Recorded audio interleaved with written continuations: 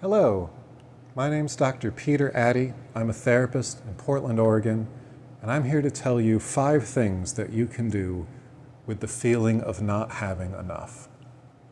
So first of all, stop whatever you're doing. Just stop it. All day, every day, we're always doing stuff. We're fidgeting with pens, and we're mindlessly scrolling on social media, and we're doing 15 things at once, but not really paying attention to any of them. We all do it, and these are just mindless distractions that we do to avoid feeling things. It's totally normal. Our society encourages it, and just stop doing that. Not forever, not as like a permanent change in your life, but to start out with 30 seconds. For 30 seconds, can you just sit there and not distract from your feelings? It's hard. It's hard to do. It's a practice, right? But over time, you build up some tolerance to it. It's a skill you can get better at, like any other skill. And you're just practicing not doing these mindless things.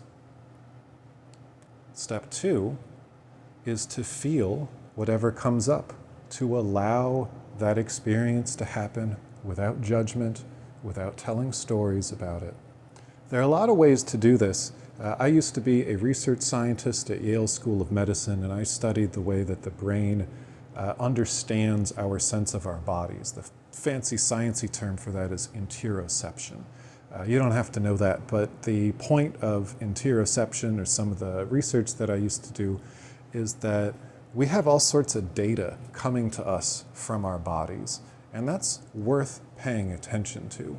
That ability is altered in things like addiction, depression, eating disorders. So it's a skill that is worth cultivating, to pay attention to our bodies.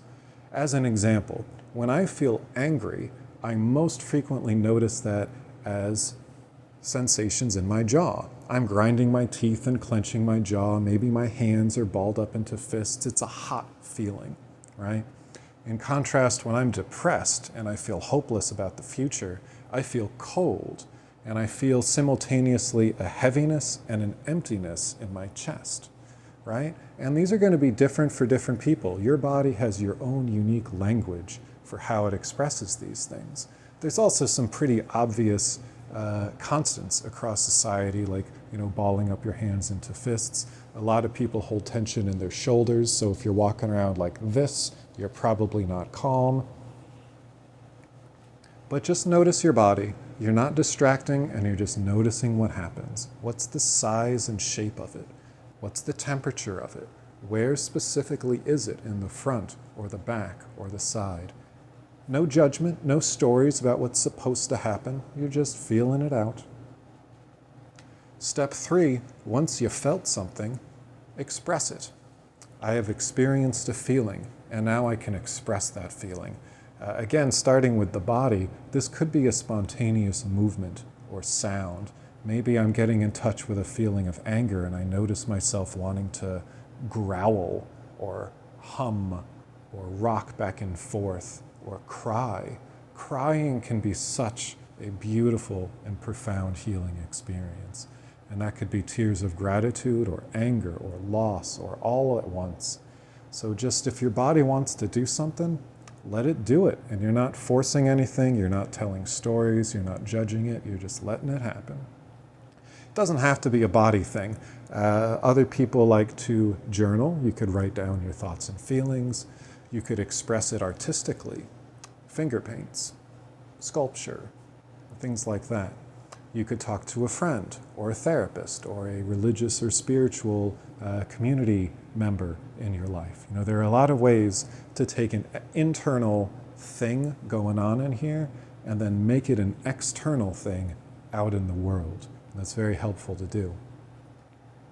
Practice that, do those 3 things a few times, and then you can come to number 4, which is that maybe sometimes you might need to make some changes in your life. If you feel that you don't have enough, that you're unsatisfied, you can perhaps do something about that in your own life.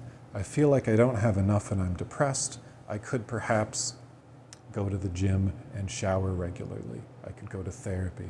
If I feel disconnected from my friends, I could make more of an effort to reach out and text or call my friends. If I feel like I don't have any friends, I can perhaps join a local community or see about finding some friends, reconnecting with old ones, etc. So if you feel like you don't have enough and you've really deeply internally connected with that feeling, then it might be time to do something about it. But if you haven't connected with your feeling first, it's hard to know what to do. It's hard to know what direction to go in. And that leads me to point number 5.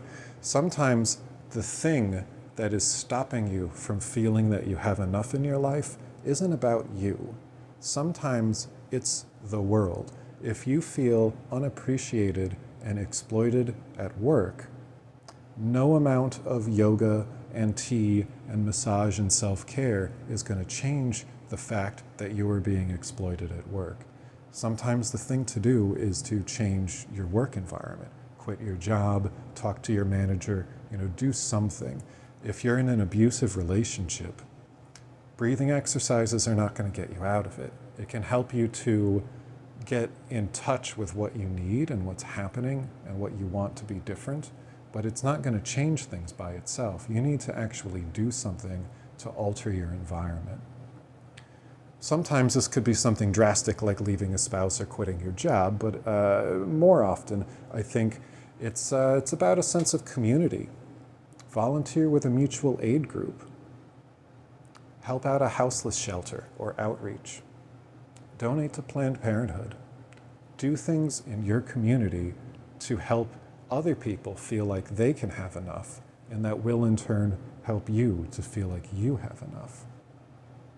There's more to it. All of these things are easier said than done, and there's a lot of nuance, and there are additional steps you can do. If you want to learn more about any of that, check out my website, contact me, happy to talk.